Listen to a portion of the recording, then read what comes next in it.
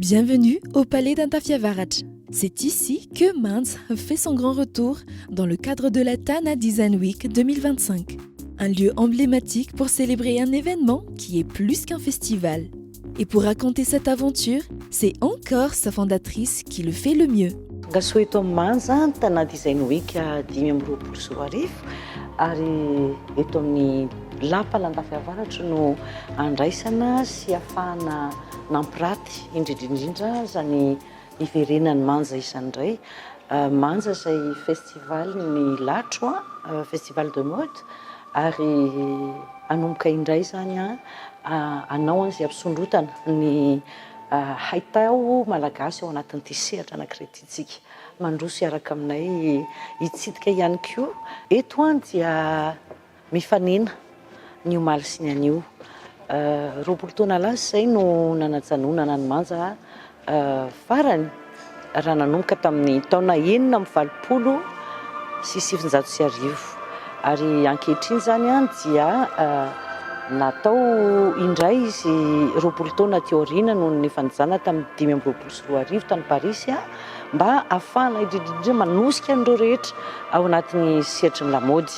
Eto dia manomboka isika avy hatrany amin'ny itony no atao hoe revue noire fampiratiana zany aloha mampahalala ny lasa rehetra indrindra fa ny lenta sy ny ahavon'ny lamaody malagasy izay tamin'izany taona izany sahady mijanona teo amin'ny roapolo taona teo moa zany Mainz ary maro dia maro ny olona mahalala azy ary atao hoe génération Mainz mihitsy aza. La mode ici est racontée à travers les objets, les matières et les mémoires.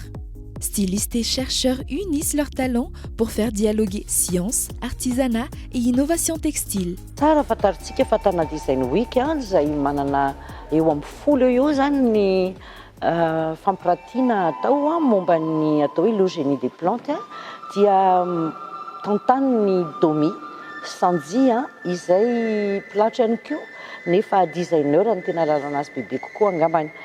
Izy moa dia mitarika an'ilay laboratoire atao hoe andahoana vao ary raha nampitsidika n'ity fampiratiana ity izay dia efa nanazava tsara mihitsy ny hoe asa iarahan'ny pilatro sy ny mpikaroka izy ity dia ohatr'izao zany ny sehatra atao hoe nandehanana nafahana nazona indrindrindrindra ary atoazo zany tsika nazona ny tony tenona maro samihafa itony.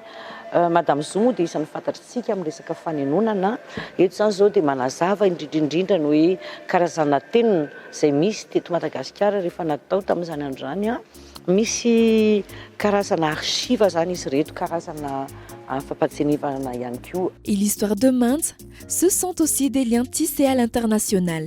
Pendant 2 décennies, des créateurs de Madagascar, de la Réunion et d'Afrique ont croisé leur inspiration. Eto dia ny zavatra maro ny fantembiasana zany tao anatin'ny seha-mpanaova gazety mandritra izay roapolo taona nanaovana ny Mainz izay ao anatin'izay ihany koa ireo ny fanenany ny pilatro malagasy tamin'ny pilatro avy an'i la Réunion, pilatro avy an'i Afrika ihany koa teo amin'ny firenena teo amin'ny 7 teo zany nefa nandalo teto fa indrindrindrindra ny rahany Mainz miasa tamin'ny chambre syndicale de la couture an'i Paris izay nafahana indrindrindrindra nahazo ny fiaraha-miasa ny Lanvin, fiaraha-miasa ihany koa tamin'ny Saint Laurent, fiaraha-miasa tamin'ireo marque isan'ny lehibe. Aujourd'hui, c'est au tour d'une nouvelle génération d'écrire la suite. L'exposition se poursuit alors avec des créations fortes, innovantes,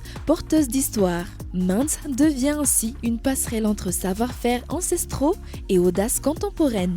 Izao moa na dia izao ary namorona ny Mainz ataoko hoe efapolo taona lasa izay dia tena ny fiaraha-miasa amin'ilay andiha tanora ankehitriny mihitsy na ny génération ankehitriny zany ny tena tedavina ary ny fomba famoahana zareo azy zany ataoko hoe mandroso eto fotsiny zao tsika voninkazo izy ity fa cristallisé dia lasa kavina zany ny zavatra hita eto zany nataony Richandy izy ity ary manazava mihitsy Richandy ny lalana rehetra nataony ahafahany tody amin'ity. Créé en 1986, Mands fut le premier festival international de mode en Afrique et dans l'océan Indien. En 2025, il revient avec la volonté de créer le premier carnet de tendance pour Madagascar. Mais à l'occasion du Tana Design Week, sous le commissariat d'Elia Ravel-Manatsu et Fal Ranjianzatouf, Mands aspire à former, à révéler, à inspirer. Il sera à la fois vitrine, concours de talent et laboratoire de création, en s'appuyant sur des structures comme Modus Mode ou Mode éthique et durable.